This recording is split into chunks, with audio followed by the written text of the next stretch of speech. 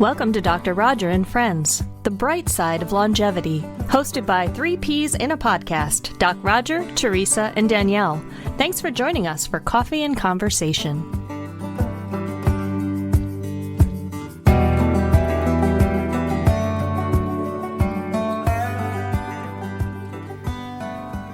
Beth Sanders is the founder and CEO of LifeBio, an online platform that captures life stories while improving mental health, reducing loneliness, and promoting greater feelings of purpose. LifeBio currently works with more than 100 healthcare organizations. Sanders is also the author of the memory journal, Life Story Journal, and more. She believes that everyone has a story to tell and is a specialized legacy consultant who focuses on intergenerational programming, family communications, as well as Alzheimer's and dementia care. Today's topic is LifeBio, the lifeblood of intergenerational storytelling.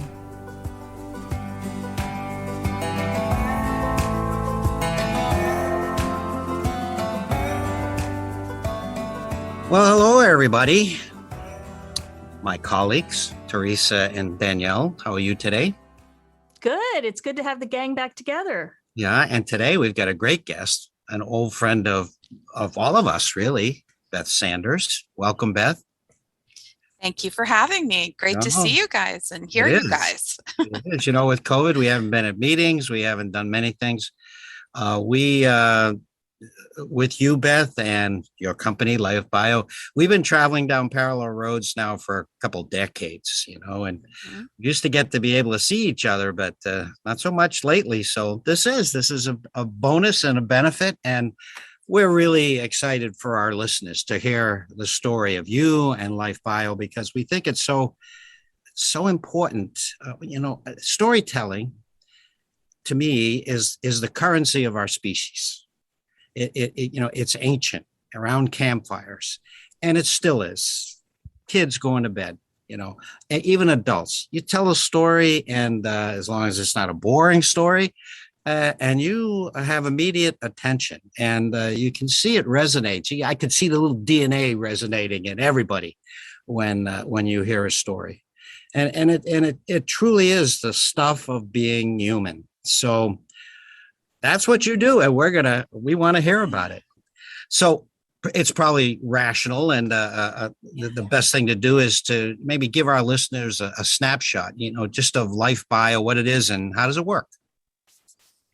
Okay, well, LifeBio, the easiest way to say it now is LifeBio captures life stories for better health.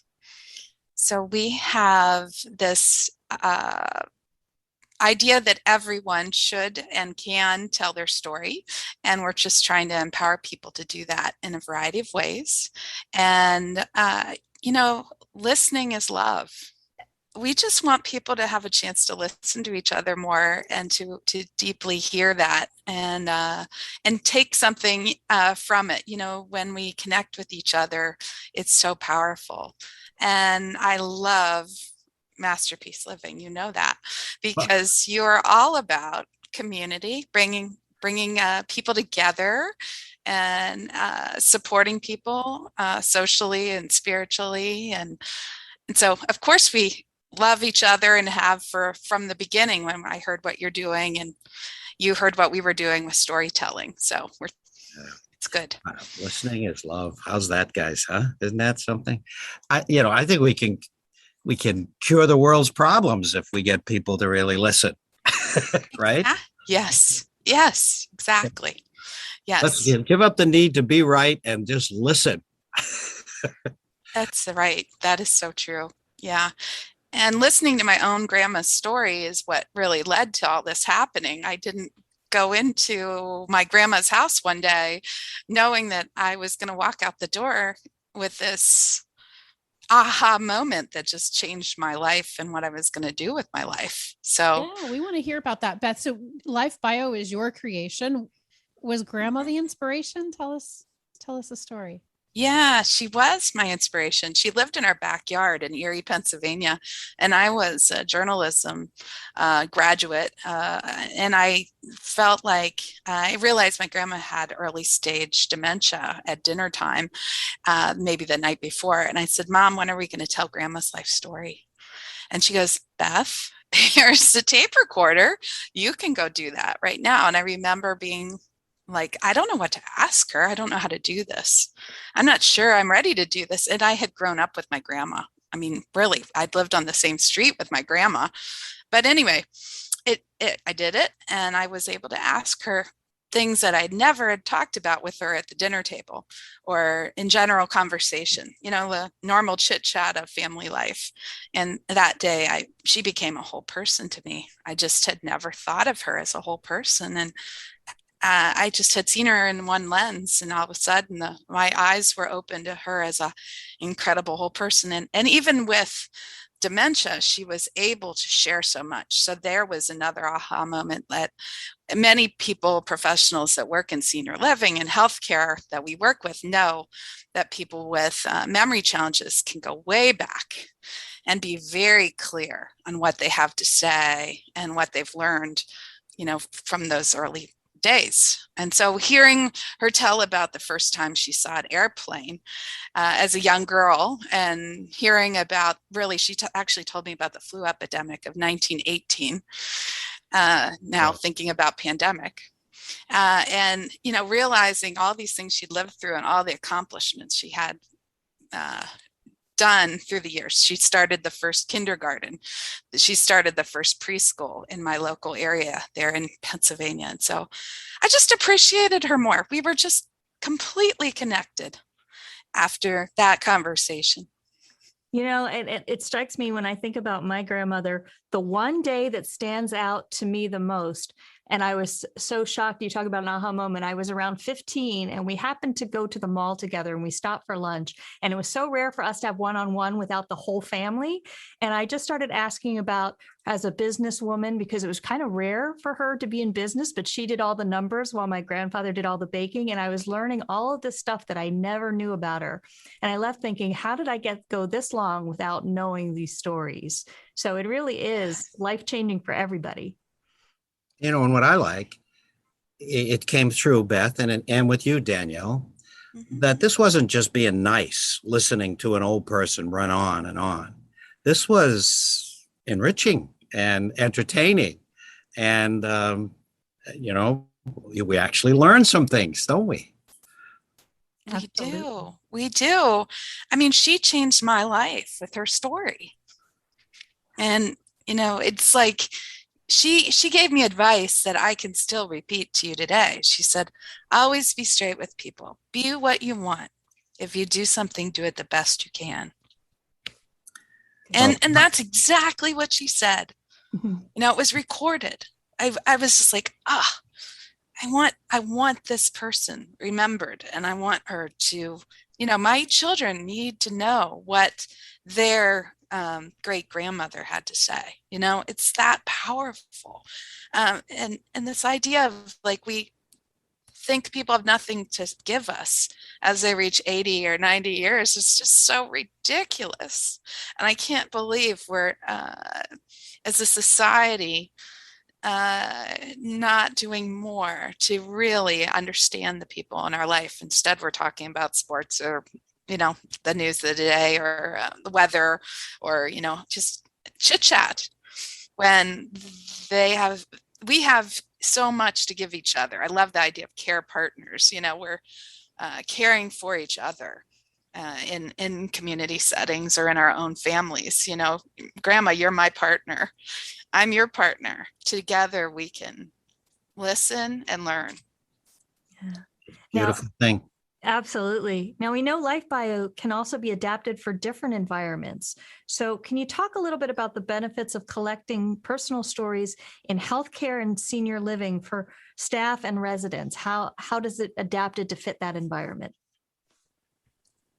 So I feel like we're on the cusp of a revolution in memory care. This idea that we can help people when they have even early cognitive challenges is exciting to me. And also, again, going from a place of stimulated and purpose and optimism and resilience in independent living, an area, wherever people live, right? Where senior living is now doing more and more home care and hospice, and, the entire life cycle of care wherever people are and wherever they need care, which I love. So all these different environments. Well, anyway, everyone has a story to tell, and just making it easy to, we have a new voice-based AI-driven platform that's iOS or Android. So, with any tablet basically, or any phone, to empower people to capture people with just voice. So, it's so cool to get away from the typing and the writing and the other ways that we had to engage people, when we could just have a conversation and have the right questions to ask, and even photo prompts, so that whoever surrounds that person has the chance to engage. So I always feel like, I was the lucky grandchild that got to interview grandma, right? I mean, I want those family members or the staff or the volunteers, maybe it's high school kids across the street, whatever, maybe in the COVID times, even if we're somehow communicating outside the window, I don't care. Can we do something together is remarkable to me. So to make it easy for people to truly engage and have this deeper conversation is what matters to me. And how cool is it that that's improving people's health and well-being, right? So to show that we can reduce depression by 15%, to show we actually have a solution for loneliness, and that we're moving the needle on that with our health plan client that we work with. Can we actually increase happiness and purpose and meaning? So right along the lines of masterpiece living, you guys. Well, it's true. It's true. And, and that when they're telling their story, older adults don't feel invisible, which unfortunately is part and parcel of aging in our society today. Yes. And that's right. That's a beautiful thing. Yes. And you have, with the social connections, you're focusing in on that. And I just think you've been way ahead of the game on seeing the whole person, and of course, people's mental health is going to impact their physical health.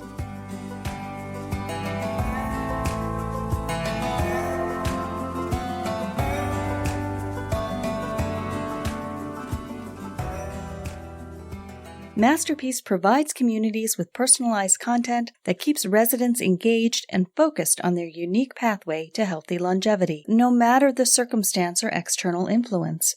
Powered by Masterpiece provides communities with the data and research needed to drive both the resident and community forward. Learn more at mymasterpieceliving.com.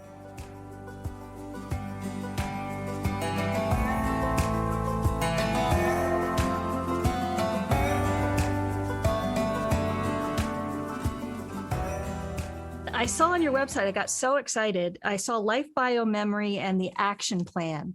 So is that correct? So if somebody is caring for someone with dementia, they can go in and actually see a snapshot. This person used to be a skydiver, or they used to be a sailor, and they really love to talk about baseball. What made you come up with that? I think it's a brilliant way for people to instantly get to know that person as a person, not just somebody they're taking care of. Yeah. So, and it can work with any part of any campus. So people can be aging normally in any cognitive level, any problem, anywhere people live. But an action plan is just like a quick view of things to talk about, things to do, to, customize what's going on for the individuals in a community setting. So it's great because, we have staff need a quick way. They just started yesterday. How can they get immediately connected to someone and know what they'd love to talk about? So if we can make that easier, because I'll tell you this, people are fascinating and they're complicated. Okay, they're all individuals. They don't all want to do the same thing. Go figure. Yeah. So why do we have, we have to, I guess, push the envelope, and now the calendar is going to be really different based on what people have always loved to do, and how do you really make your community really unique? Because of course your people are unique. So the action plan is that quick one-page kind of digital or print